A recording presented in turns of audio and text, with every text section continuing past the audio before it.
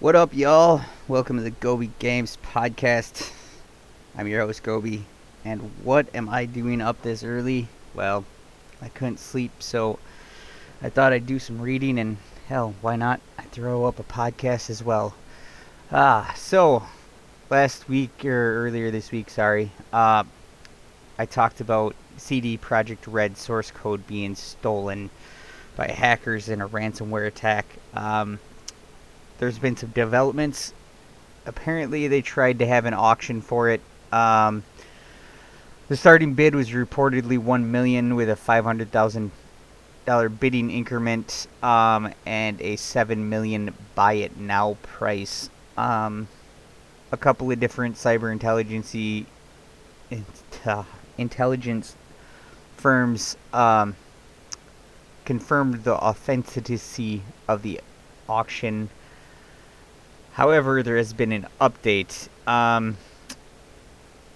They don't think anybody bought it. While the auction was originally intended to run for 48 hours, by Thursday morning, both firms were reporting that it had been closed successfully. An offer was received outside the form that satisfied us. At least one analyst sees reason to doubt the seller's report, as a separate buyer swooping in from the outside of the action.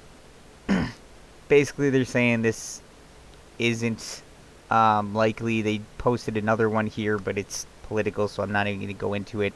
But basically, this has happened before, where they said that the bidding was closed early and successful, and more than likely there was just no sellers or nobody showed up to buy it.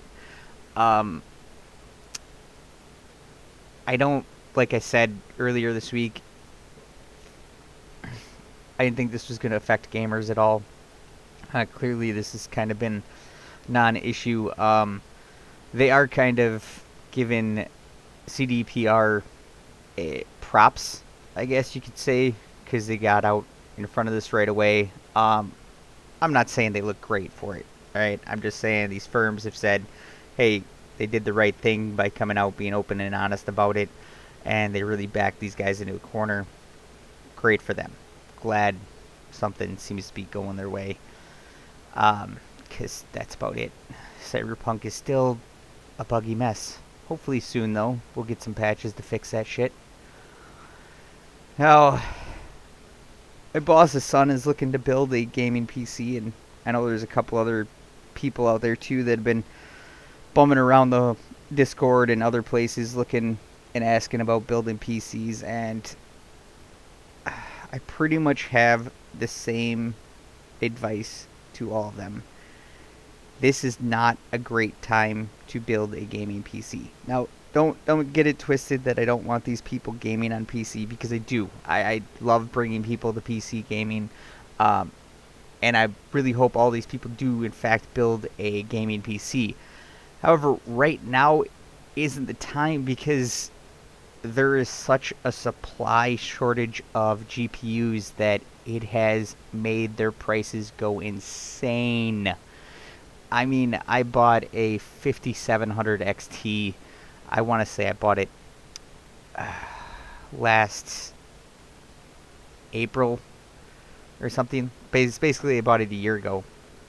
I found one for $390. Picked it up. That same graphics card going today is like $700 to $800. It's just crazy.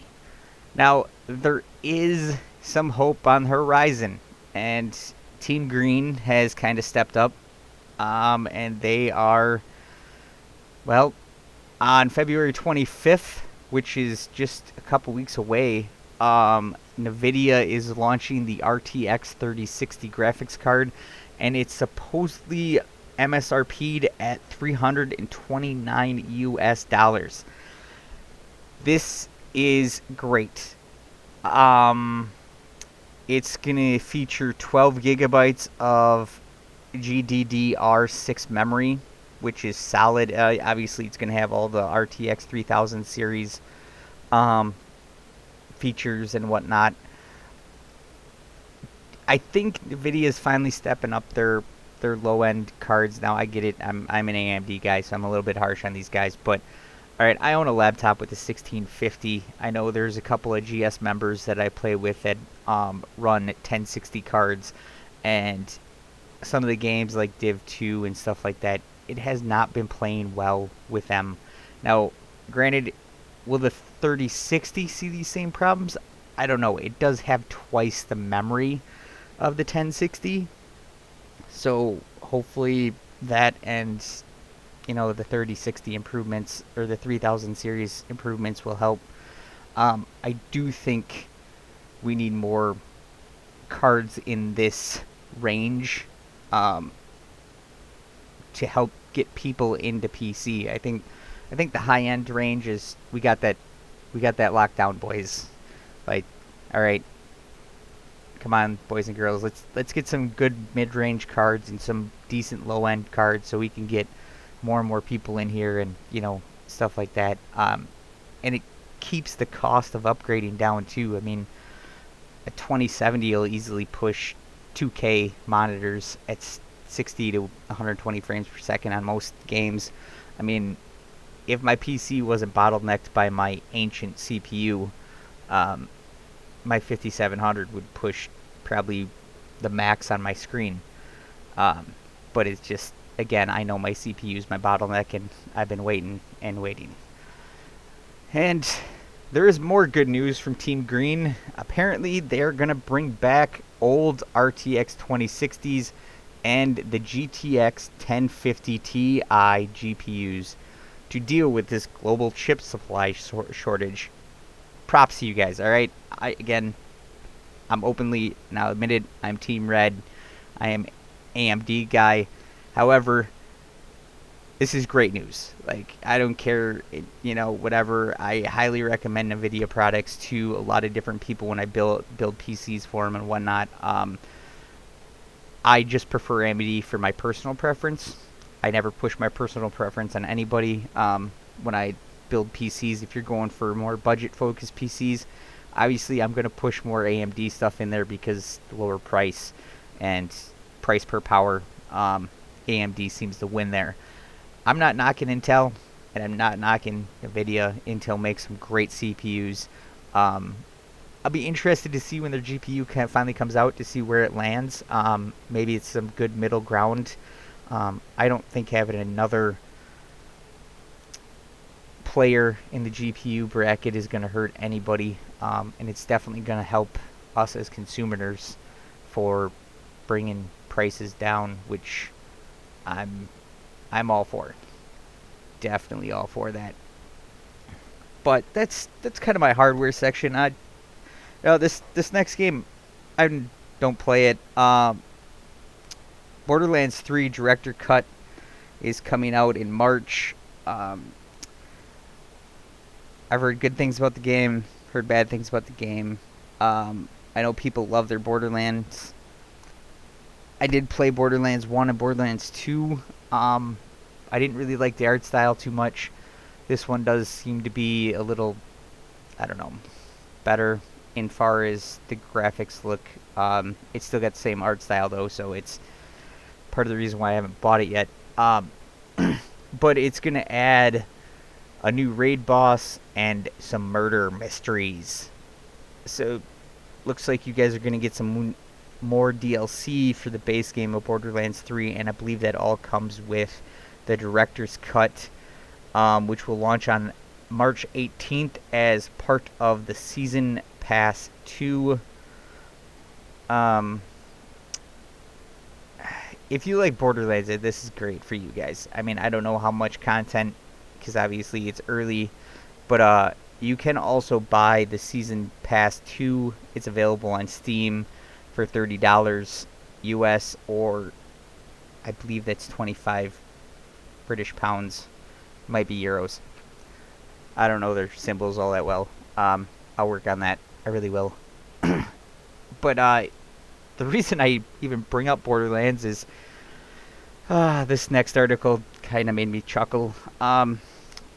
Obviously, Borderlands is pretty famous for their claptrap robots, right? I mean, who doesn't love to hate claptrap I mean, he's fun and annoying, and a third of the way through the game, you just want to put a bullet in his brain just because he talks so damn much. But other than talking too much, he's a pretty neat character. But apparently, there's going to be a Borderlands movie. Hey, that's great. And they got Jack Black to play Claptrap. I agree with the article. I think this is a perfect fit for Claptrap. I might even, this is turning out to be a interesting movie. It's gonna star Jamie Lee Curtis, Kevin Hart, and Kate Blanchett, and the movie will be directed by Eli Roth. He actually directed The House with a Clock in Its Walls. If you haven't seen that movie and you got kids, check it out. It's a little bit weird. It's got Jack Black in it, but it was a pretty good movie. I did enjoy it. But yeah, it'd definitely be fun to see. I mean, I think Kevin Hart and Jack Black, that could be interesting.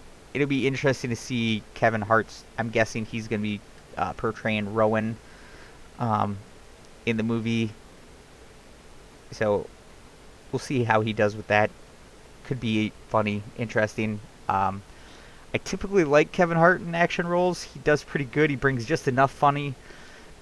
But, he also can do that semi-serious. But he doesn't ever take movies seriously. And I like that about him. I really do. It's definitely a bright side.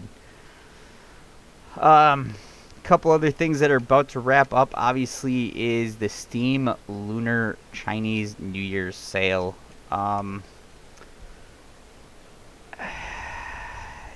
It's going on now. It's got some okay sales. I'll talk about a couple of games later on that are on sale during the Lunar New Year's sale. But yeah, that's wrapping up. God, I think I want to say February 15th, which is just a couple of days away. Don't got much time to get in and grab those games. And of course, Steam's having a sale, so Epic has got to have a sale too. Except for they called theirs the Spring Showcase and Sale Event. I didn't really check out the Spring Showcase. Not really my type of thing. I did scroll through the thing. They have some decent deals. Star Wars Jedi Fallen Order is 50% off. Squadrons is 40% off.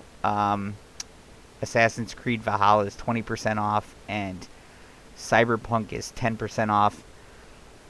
Alright, I will tell you guys a little trick, though. I know there's a lot of hate for Epic, but if you buy an Ubisoft title off of the Epic Game Store, not only do you usually get the same sale price as you do on Uplay, but a lot of the times they have these extra discounts, like you can get a $10 coupon or whatever off your next purchase or whatever. So when you buy the game and then you take that extra $10 off, it's obviously $10 cheaper. But then you link your Epic Game Store account with your Uplay account, and then you just install the game on Uplay, and you never have to touch the Epic Games launcher again, other than to use it as a storefront for Ubisoft.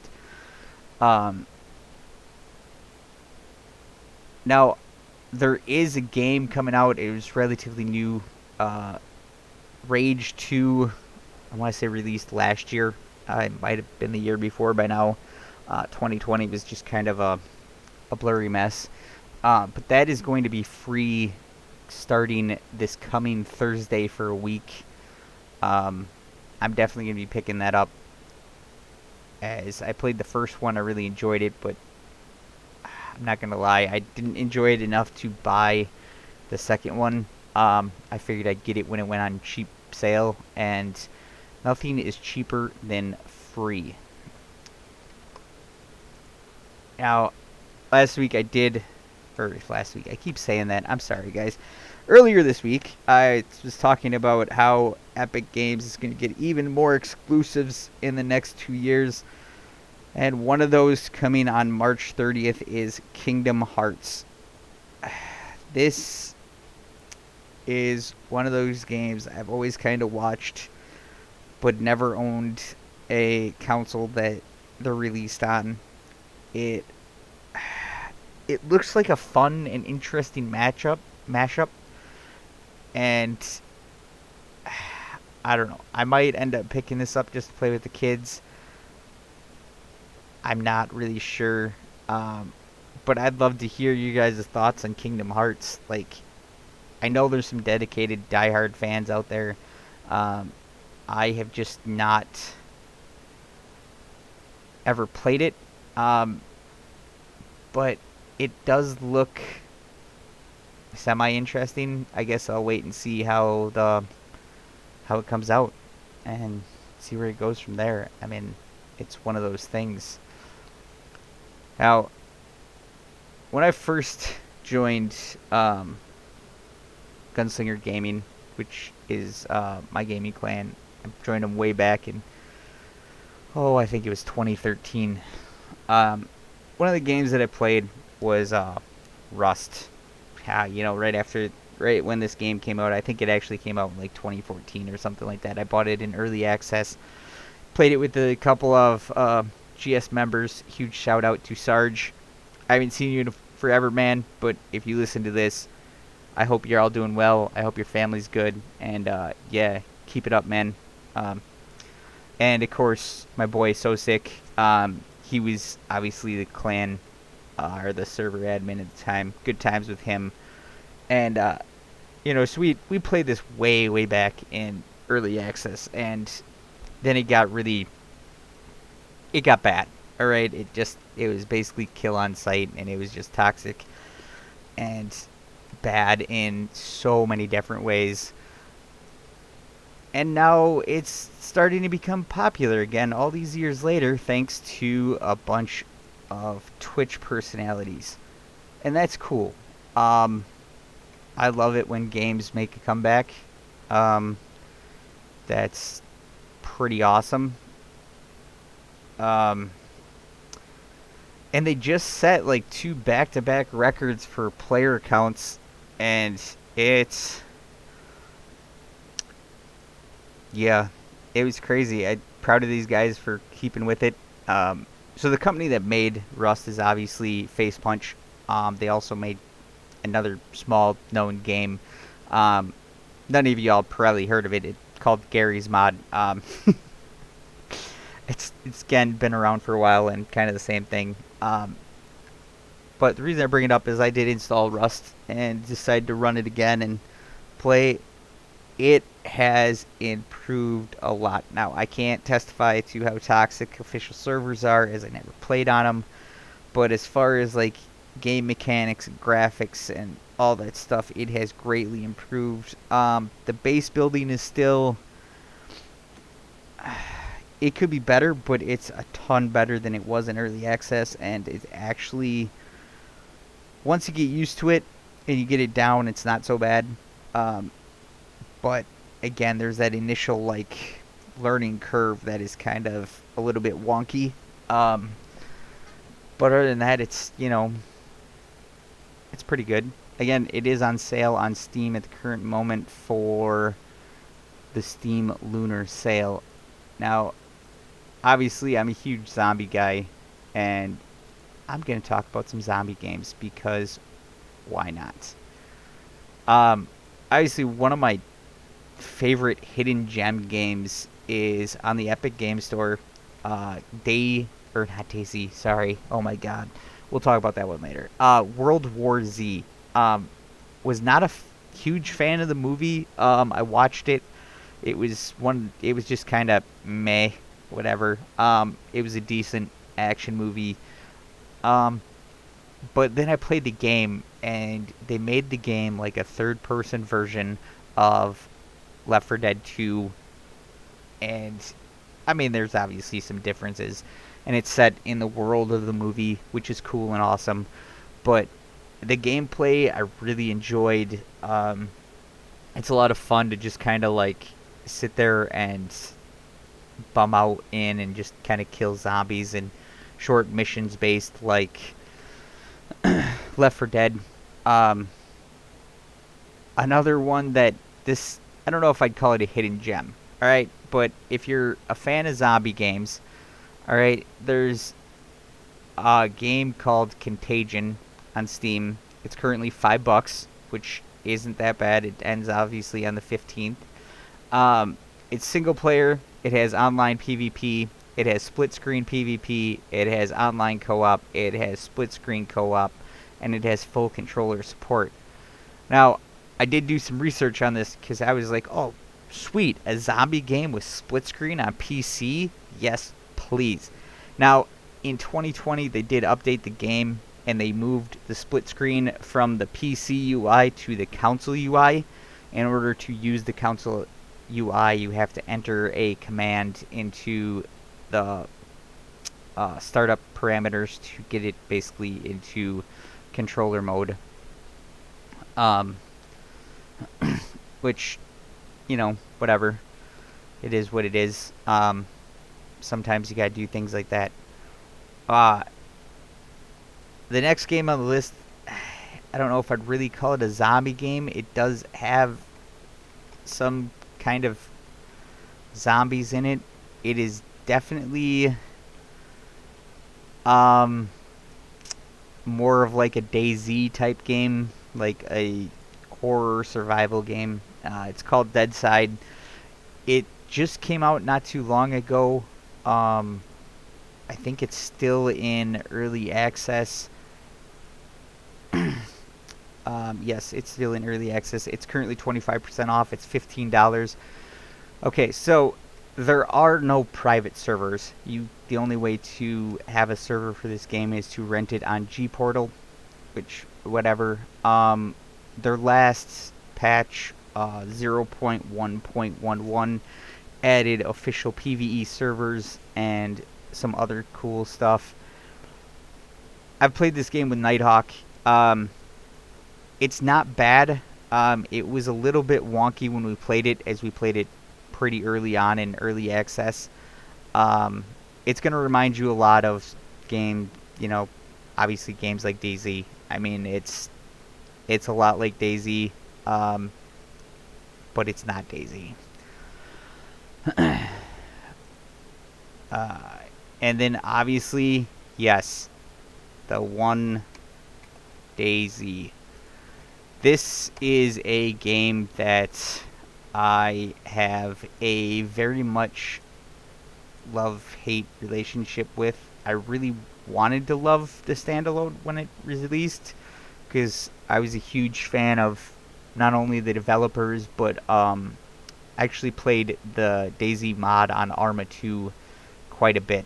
For those of you who don't know me, I play a lot of Arma 2 back in the day, and Arma 3, a lot of Arma 3. I played Arma 3 Epoch. So when DayZ Standalone came out, obviously I jumped on it, and I bought it way back when I think it was like $19 or something in early access, and it was trash. Right? Anybody can tell you differently. I don't care. This is my personal opinion. The game was just straight trash. The mod was better in every single way and shape and form at that time. That was years ago. Alright?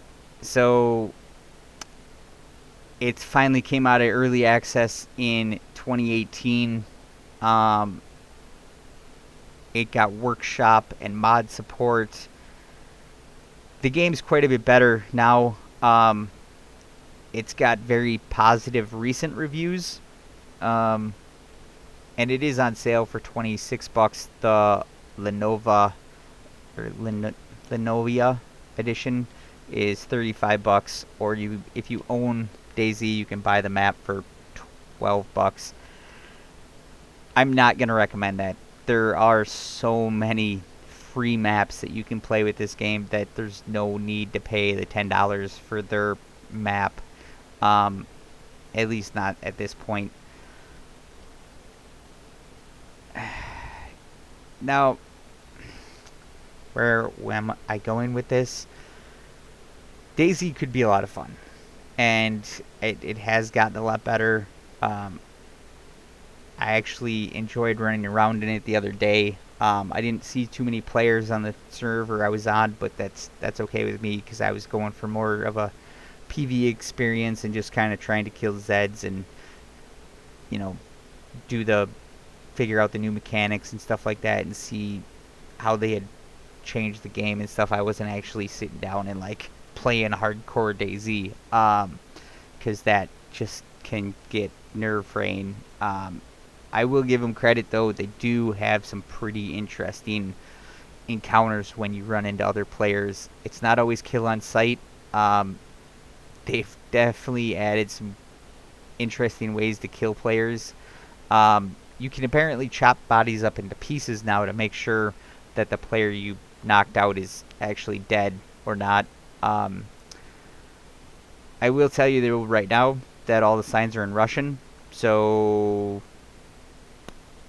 if you can read Russian, great. Otherwise, you're going to need to use some tools on the internet to figure out where everything is. And again, it's like any other game. Once you get map knowledge, you kind of understand where you need to go and where everything is. But getting that map knowledge can be a little bit difficult. They did seem to reduce the amount of damage that zombies do, so it makes fighting them a little bit easier. I mean, they're still deadly, don't get me wrong, but it's not as bad as it was. Like, they would clip through a wall and hit you one time, and you would be, like, dead and dying in a puddle of your own piss. But yeah, I'm glad they kind of turned it around. I still don't know if I'll spend a whole lot of time in there, but it's definitely one of those games that I love to go back and check out every once in a while. Yeah, so